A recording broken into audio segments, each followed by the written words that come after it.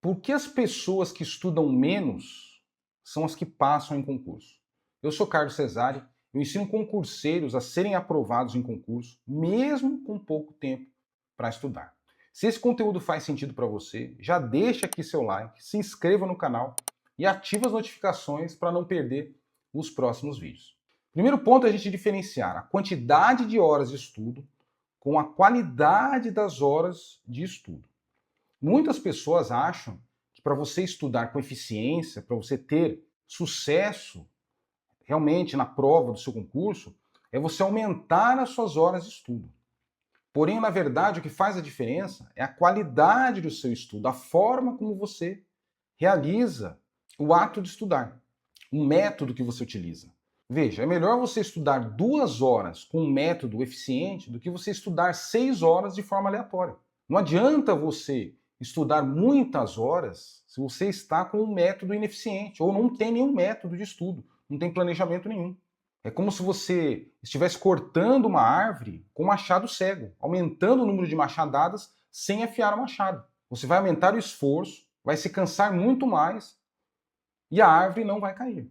É como se você estivesse aumentando o volume de uma música que não é adequada para você.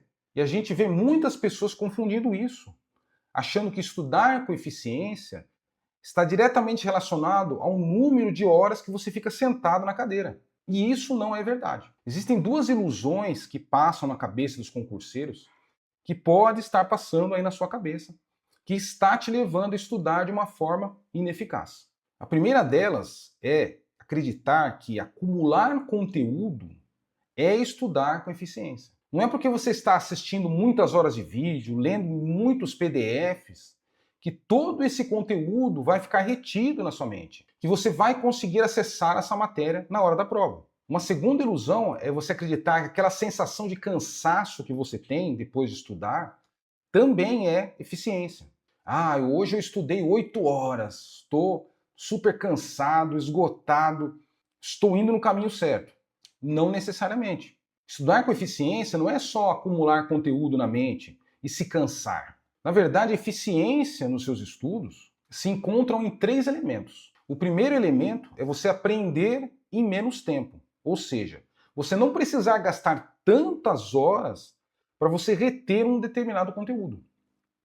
Porque você concorda que se você precisar de muito tempo para estudar, você não vai conseguir estudar todo o conteúdo programático de um concurso se você não tem o tempo suficiente? Então não basta estudar, você precisa ter um método de estudo que te faça reter o conteúdo em pouco tempo. O segundo elemento é que você precisa ter um método que te faça esquecer menos do que você estuda.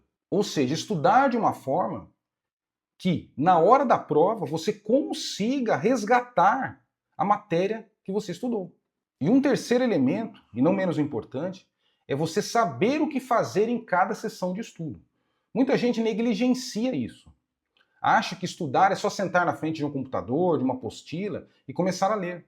Antes de cada sessão de estudo, você precisa saber exatamente o que você vai fazer.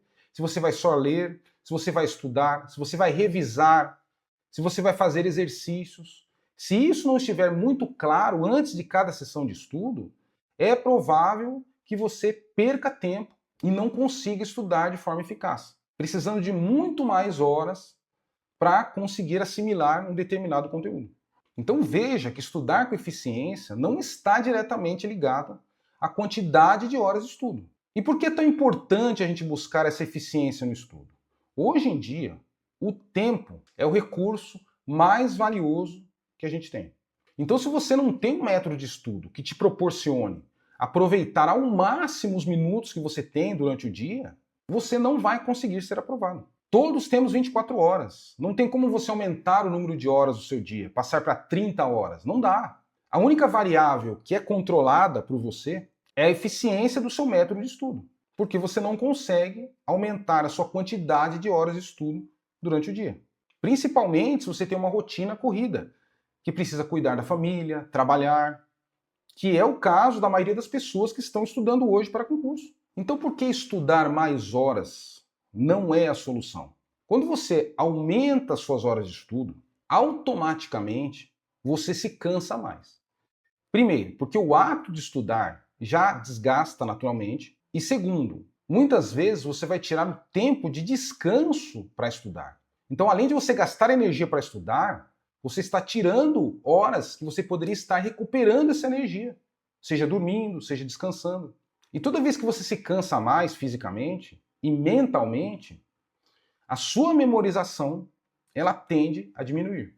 A sua capacidade de reter os conteúdos, de resgatar isso na hora da prova, cai muito. Então, se você quer ser aprovado em concurso público, você precisa estar permanentemente equilibrando as suas horas de estudo, que geram cansaço, e as suas horas de recuperação, que vão te dar energia para você continuar estudando. O sucesso nas provas de concurso público não é tão simples assim. Ah, é só eu estudar mais que eu vou conseguir. Não. Se você está aumentando suas horas de estudo de forma desequilibrada, você vai pagar um preço. E o preço pode ser exatamente o que você quer evitar, que é a dificuldade de memorizar. Imagina um celular de ótima qualidade. Se ele estiver carregando vários arquivos, vários aplicativos, ele vai trabalhar de forma lenta e vai até travar. É exatamente o que acontece se você não souber equilibrar as suas horas de estudo com o seu tempo de recuperação. E tudo isso passa por você ter um planejamento e um método adequado. E onde as pessoas mais erram quando elas tentam estudar de forma eficiente? Primeiro erro, utilizar técnicas soltas. Hoje na internet, se você pesquisa algo sobre estudo, sobre concurso público, provavelmente o algoritmo das redes sociais vai fazer com que cheguem muitos conteúdos sobre isso no seu celular. E esses conteúdos vão trazer muitas técnicas soltas para você. E se você acreditar que aplicar essas técnicas vai fazer com que você estude de uma forma eficiente e consiga ser aprovado, é um engano. Essas técnicas que você vê na internet, elas são como peças de quebra-cabeça separadas. Não tem muito valor. Você consegue realmente construir algo quando você encaixa todas essas peças. Se você não tem um método de estudo organizado, de nada vale utilizar essas técnicas. Um segundo erro é você ficar trocando de método a todo momento. E isso é causado também por essa enxurrada de conteúdos que chegam no seu celular. Se hoje você está estudando de uma determinada maneira, aí você vê na internet uma outra técnica que você acha interessante, aí você muda. Aí passa um tempo, você troca por outra. Veja, você não aprofunda num método. Você fica pulando de galho em galho.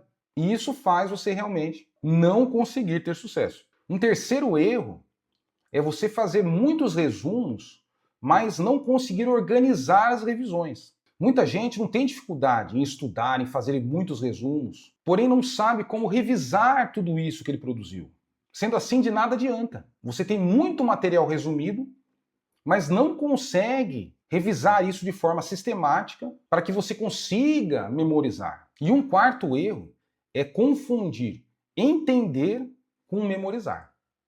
Muita gente, só porque assistiu a um vídeo, leu um PDF, conseguiu fazer um resumo, acredita que só porque ficou muito claro aquela matéria, ficou automaticamente memorizado. Mas não. Existe aqui um princípio chamado princípio da especificidade. Ele é muito aplicado em atletas, que é, de forma simples, você treinar de forma específica o ato que você vai realizar durante a prova. Se durante a prova o que acontece é a saída do conhecimento da sua mente para o papel, ou seja, a saída de dados, você treinar entrada de dados não faz sentido. O que é treinar entrada de dados? É você ficar assistindo a vídeos, lendo PDFs, fazendo resumos. Tudo isso é importante. Mas na hora da prova, o que você realiza é saída de dados. Então você precisa treinar também saída de dados. Ou seja, praticar o estudo ativo, que é explicar, resolver questões, fazer simulados. E tudo isso tem que estar bem organizado no seu planejamento de estudo. Para você equilibrar a entrada de dados, que é você assimilar o conteúdo, com a saída de dados, que é o que vai acontecer no dia da prova.